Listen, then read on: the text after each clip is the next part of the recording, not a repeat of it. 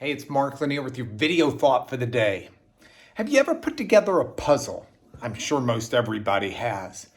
I love puzzles. I love to see how the pieces go together. And a puzzle isn't something that just happens to be. A puzzle is something that's been designed, and there's a picture that's been planted onto usually cardboard, which is then cut into these pieces. And so you're putting together something that's already been put together in the mind of the creator who made the puzzle. And sometimes I think about that as I think about life.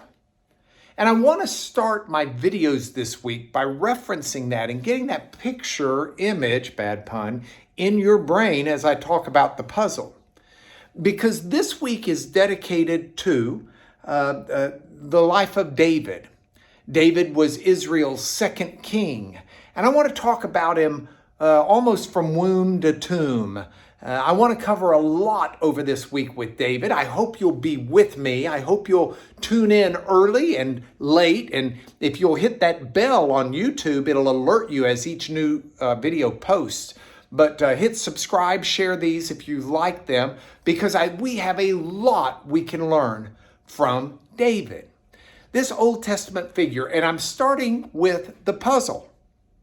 Because the first reference to David happens in a book that's about people before him. Most people think of David being found in the book of 1 Samuel, which is certainly where he starts. That's where we see David as a person, but it's not the first reference to David. The first reference to David is in the book of Ruth. Now, a number of weeks ago, I did Women of the Bible, and one of the women I talked about was Ruth, and I made a passing reference to this, but I want to stop and talk about it for just a moment, because this is part of the puzzle that was put together to produce David. David wasn't created out of nothing.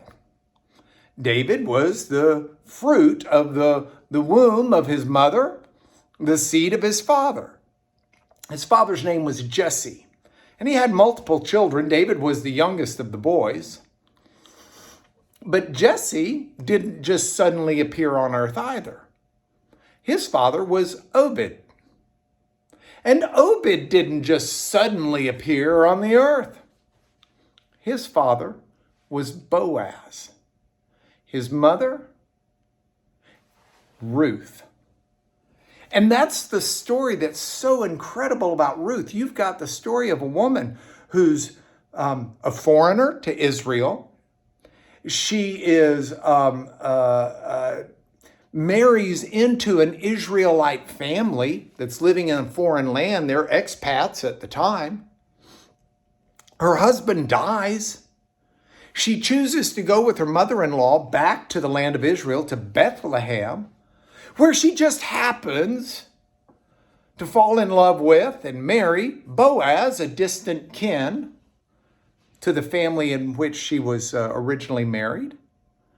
And here you've got this, what some would say serendipitous, but clearly is the providential hand of God. Generations before David, setting the pathwork for David to become who David becomes. And I like this because this is the way it is with all of us. We live for a certain time on this earth, and we live with an idea of what we're doing with our lives. But what we also need to live is an idea that God is using our lives for tomorrow and the next day and generations from now, because we leave a thumbprint where we go. I was visiting last night with a friend of mine who's got terminal cancer. And I was talking to him about how he's doing, and he said he's sad. He's sad because there's so much he wants to experience with his children that he, barring a miracle of God, won't be able to. And in talking to him, it got me very reflective on how we need to live with a conscious understanding that what we do today affects what God does tomorrow. We affect the course of history. And you might say, well, not me. I'm not a big shot. I don't have the education or the money or the influence. Doesn't matter. You affect the course of history, how you treat everybody you come into contact with. You alter their mood, be it good or bad. You're an encourager or you're a detractor. You build people up or you tear people down. You gossip or you stop the gossip. There are so many ways that you and I influence others, and that influences the future. So your thought for today as we begin with King David is realize that David was like that puzzle I referenced before. He was not just something that came on the scene. His life, the life of a king, was one where the pieces had been planned years earlier by God, generations earlier. And if we walk in God's holiness, we become who he needs us to be, not just in our life, in the life of those around us, but the lives for generations to come. So I'm going to watch how I treat people today. I'm going to watch what I do with my time. I'm going to watch how I live, knowing that God can use that for a long time. God bless you. More on King David tomorrow.